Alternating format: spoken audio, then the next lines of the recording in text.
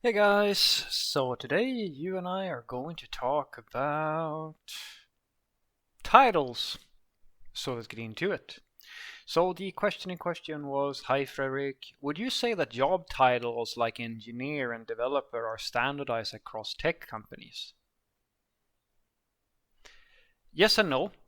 I would say that engineer and developer, like these, they are very ambiguous today, and I actually made a few really old videos about that. I feel a little bit sorry in a sense for people who are like real engineers, like civil engineers and mechanical engineers, electrical engineers, and so forth, because like the term engineer is so hijacked. I mean, I've met like so many people who are like UX engineers or like engineers. You slap that label on anything that you on any role where the person needs to sound like they're smart. I argue.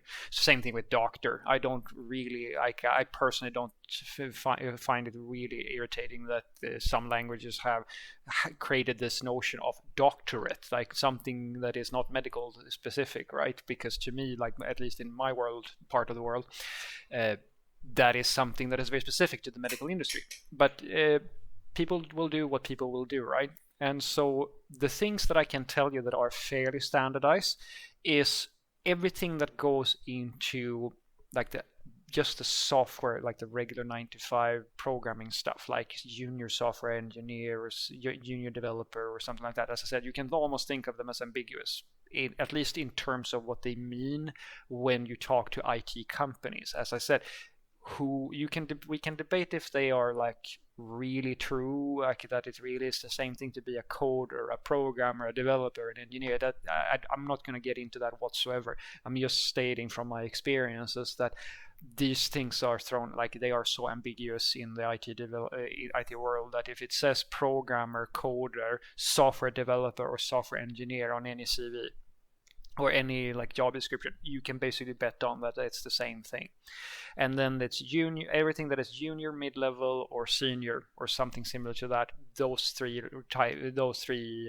titles are pretty standard. It's when you get over that where it gets more tricky, and that's when you get into titles that, at least in my part of the world, that are common these days. You have things such as site reliability engineer, DevOps engineer, staff engineer, tech lead, principal engineer, things like that. This is when it gets tricky because now this is at least what I've seen.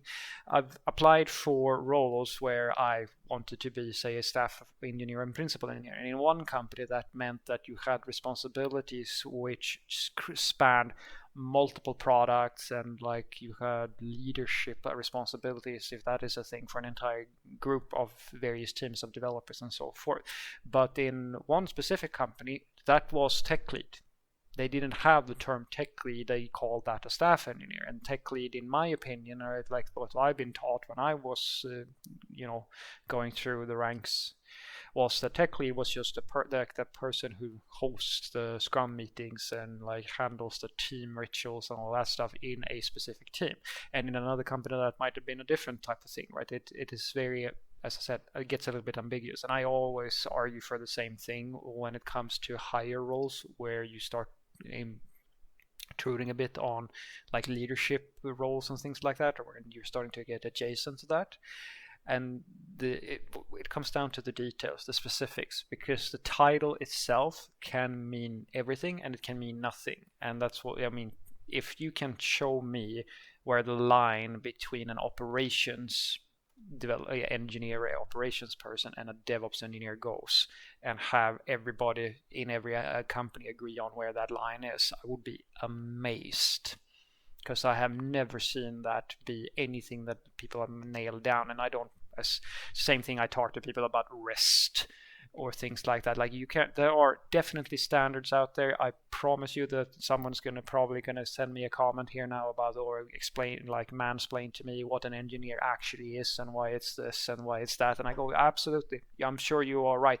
I'm just sorry to say to you that nobody gives a shit, or nobody takes the time to read your perfect explanation or your perfect definition, because they are ambiguously talking about it. It's the same thing I tell people who talk about front end development and say that, well, front end is more than JavaScript. And I go, yeah, but not according to the people doing the hiring. Well, that's a half truth, but I hope that you see what I'm getting at. Like front end is UX design and like all this other stuff. And yeah, I agree. There are tons of stuff that factors into that bucket, but I don't really care about what we define things as. I just hope that we can agree that the main thing is that we talk about the same thing.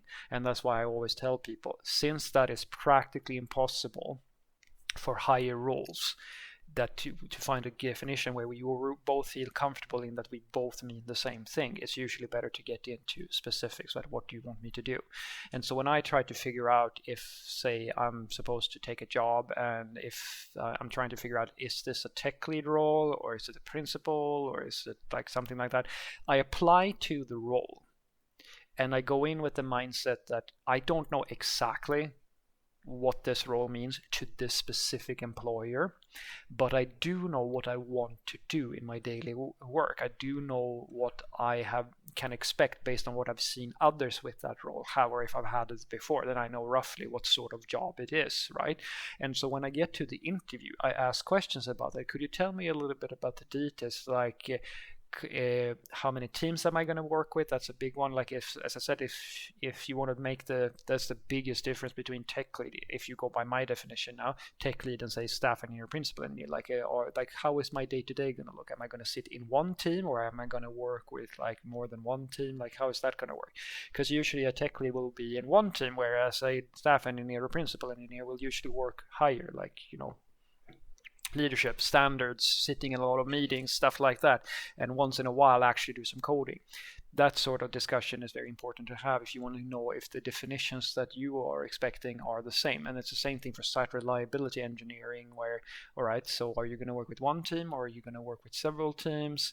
Are you going, like, what types of issues are they facing, and what, like, because that's also very important if you want to be an SRE type of person. It's the same thing if you're going to be like a tester or something like that. If you want to do automated testing, you really have to check, like, how do they do their testing? Because it might be the case that they are hiring you, like, your mentality is that you are going to sit there and write a bunch of automated testing, for example, but what they're actually going to force you to do is just to sit and click a website with like a sleepy little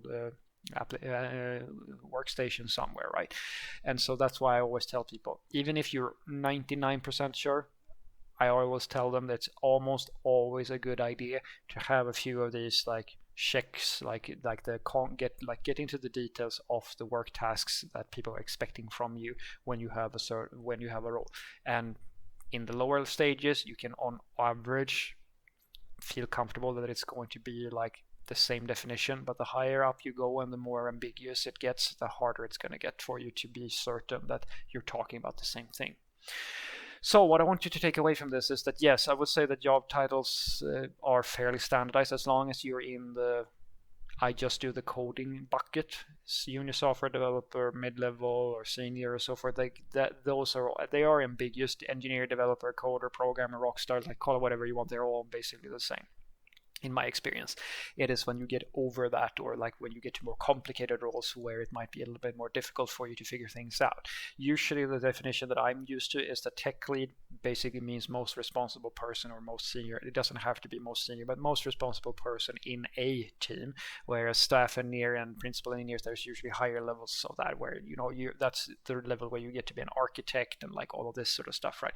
But as I said, guys, those roles and the definitions and responsibilities related to those roles can differ quite a lot from company to company, because as you can imagine, if you're an architect in like a gigantic super corporation, or you're an architect in like a small little startup, like that's going to be, it's the same title, but it's probably work-wise going to be very different types of workflow. And that's why I argue it's very good for you to sort of have a few ideas of what types of expectations you have on your definition of that role, and then present those within the interview so that you can align a little bit with the people who have the role. Because as I said to you about front-end developer, back-end developer, like a classic one is front-end developers who have to learn Node.js because they have a back-end for front-end or something like that, and they go, well, I don't do that, that's back-end work. And I go, yeah, and they wrote front-end developer on the job application, or like the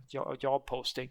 Are you going to wave your finger? That's a full stack role. Like, they're not going to stop misusing the term just because you feel like they're wrong. Like, what you have to do is to make sure that you mean the same thing, because I'm sorry to say that some things are crystal clear, or they used to be very crystal clear, like everybody knew that this A is A and B is B when we said the A and B, and in some cases it's practically impossible to all align on what A is and what B is, and that's why you have to have a conversation. Have a great day.